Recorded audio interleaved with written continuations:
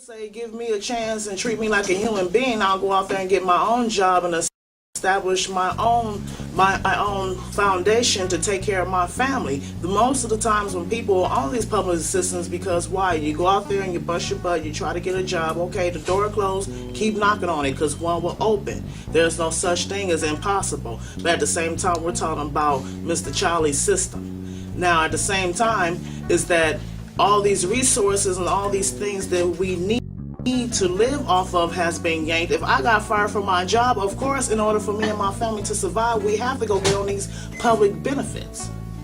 But at the same time, for us people in color, whatnot, whatever, you complaining about where your money is going, then give us the money that was due to our people in the first place and let us make that decision to take that money and to circulate it and create our own communities where it won't be dictated by you or your dollars. That's all I can say, period, point blank.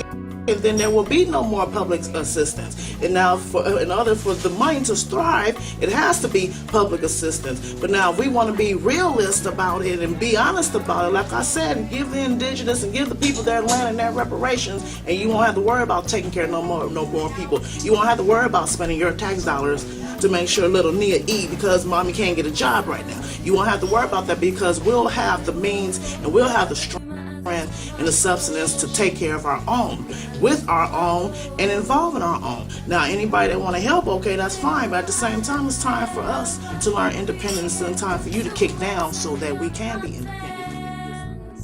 My name is Ecstasy. I am a digital resistor and a welfare queen.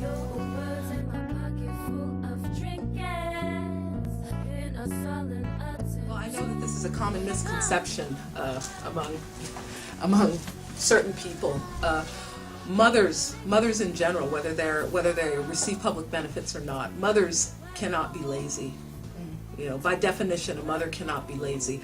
Even if you have only one child, that is more than a full-time job. You know, from the time you wake up in the morning until you go to bed at night, you are caring for that child. And there are no breaks, there are no vacations. Okay. If you're lucky enough to have grandparents or trusted friends that you can leave your child with, that's still not a vacation because you're still worrying about your child. You're still caring for your child in your mind and in your heart. Mothers aren't lazy. I think it's a very sexist statement. It's like saying that women's work is unimportant. Also, people who are on welfare, they do pay taxes. We do pay taxes. The little money that we get, we spend. You know, because we can't save. We have to spend. All the money that we get goes back into the economy. Mamas who get public benefits are lazy. I've never met a lazy mother, ever. I've never met a lazy mother.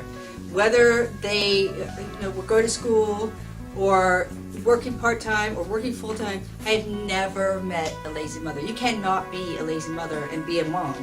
You know, whether you have 1 or 5 kids or 10 kids, just mothering is work. It's just work.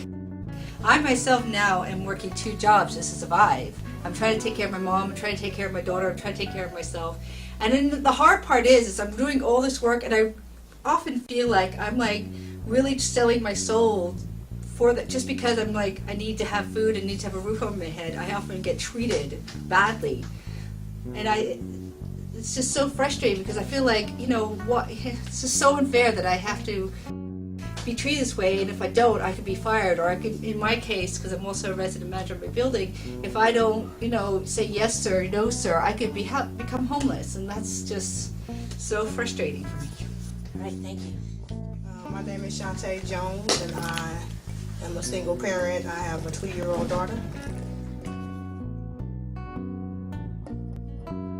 To say that mamas getting benefits are lazy.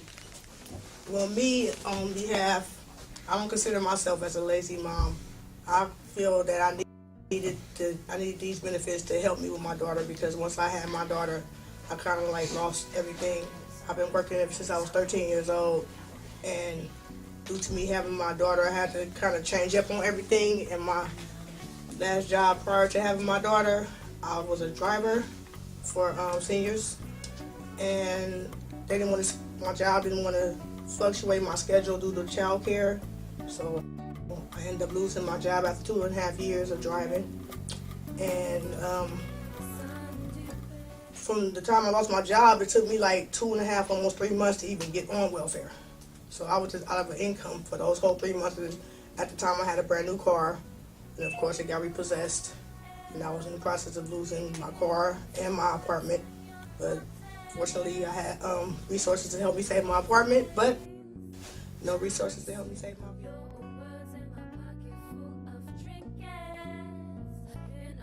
Incarcerated for crimes of poverty, that's being homeless, poor, and on welfare in this capitalist society, currently at risk of falling back in the cracks, but I'm on this earth to save the world through the word. In the process, maybe me and mines.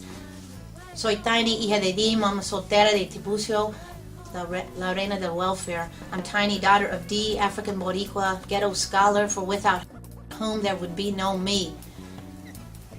My skin is half colonizer, so I live within white skin, and I attempt to get the voices of communities of color and poor people out like myself. As a mama who survived on welfare when my child was born up to the age of 2.5 years old, I dealt with homelessness, I dealt with criminalization.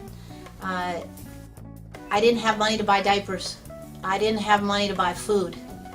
And I faced living on the street and bare survival. And if I didn't get a little tiny piece of a child care subsidy, which is what I got as a working poor mama, I would not have been able to work, and I would not have been able to house my mama and my son. The concept of budget cuts and balancing the budget on the backs of poor women and poor families is a mythology. Corporations like BP and Halliburton and Blackwater make billions of dollars a year and get government subsidies. If we wanted to balance the budget, we need to stop causing wars on poor people of color all over the globe. We need to stop destroying our land. We need to stop giving large corporations kickbacks and letting them not pay taxes, and then attacking poor families who are only trying to raise all the children of our land.